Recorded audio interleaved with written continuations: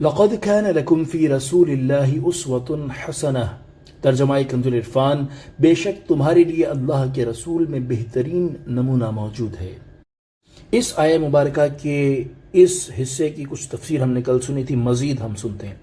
قرآن مجید میں متعدد مقامات پر نبی اکرم صلی اللہ تعالی علیہ وسلم کی اطاعت و فرما برداری اور پیروی کرنے کا حکم دیا گیا ہے۔ چنانچہ ایک مقام پر اللہ تعالی ارشاد فرماتا ہے، ترجمہ کنز العرفان، اور رسول جو کچھ تمہیں عطا فرمائیں وہ لے لو، اور جس سے منع فرمائیں اس سے باز رہو، اور اللہ سے ڈرو، بے شک اللہ سخت عذاب دینے والا ہے۔ اور ارشاد فرماتا ہے، ترجمہ کنز العرفان، اے حبیب فرما دو کہ اے لوگوں، اگر تم اللہ سے محبت کرتے ہو تو میرے فرما بردار بن جاؤ، اللہ تم سے محبت فرمائے گا اور تمہارے گناہ بخش دے گا، اور اللہ بخشنے والا مہربان ہے۔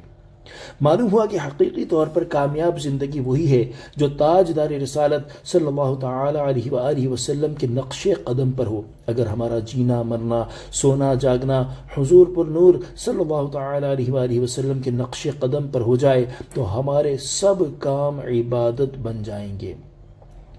صحابہ اکرام علیہم رضوان کی سیرت کا مطالعہ کرنے سے معلوم ہوتا ہے کہ انہوں نے سید المرسلین صلی اللہ تعالی علیہ وآلہ وسلم کی سیرت مبارکہ پر عمل پیرا ہونے کو اپنی زندگی کا اولین مقصد بنایا ہوا تھا، اور ان کے نزدیک تاجدار رسالت صلی اللہ تعالی علیہ وآلہ وسلم کے اقوال افعال اور احوال کی پیروی کرنے سے زیادہ محبوب اور پسندیدہ چیز اور کوئی نہ تھی۔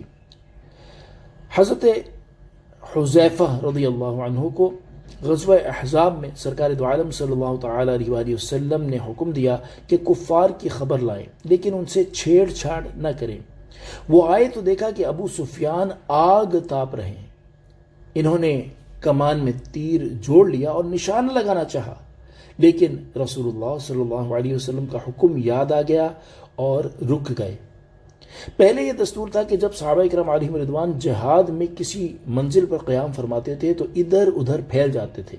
ایک بار آپ صلی اللہ علیہ وسلم نے فرمایا کہ یہ متفرق ہونا شیطان کا کام ہے۔ اس کے بعد صحابہ اکرام علیہم رضوان نے اس کی اس شدت سے پابندی کی کہ جب بھی کسی منزل پر اترتے تھے تو اس قدر سمٹ جاتے تھے کہ اگر ایک چادر تان لی جاتی تو سب کے سب اس کے نیچے آ جاتے۔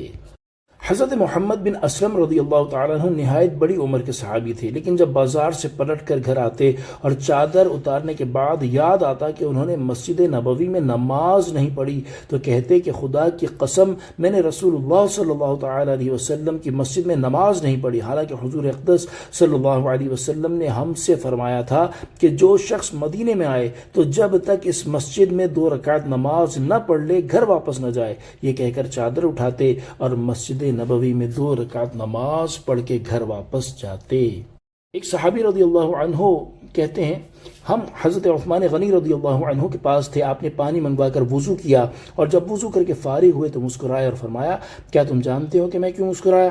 پھر خود ہی جواب دیتے ہوئے فرمایا، جس طرح میں نے وضو کیا اسی طرح رسول اللہ صلی اللہ علیہ وسلم نے وضو فرمایا تھا، اور اس کے بعد مسکرائے تھے۔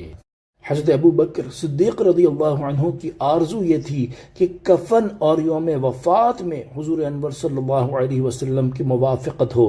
زندگی میں حضور اقدس صلی اللہ علیہ وسلم کی اتباع تو کرتے ہی تھے، وہ وفات میں بھی آپ صلی اللہ علیہ وسلم کی ہی اتباع چاہتے تھے۔ صلو علی الحبیب صلی اللہ تعالی علی محمد صلی اللہ علیہ وسلم۔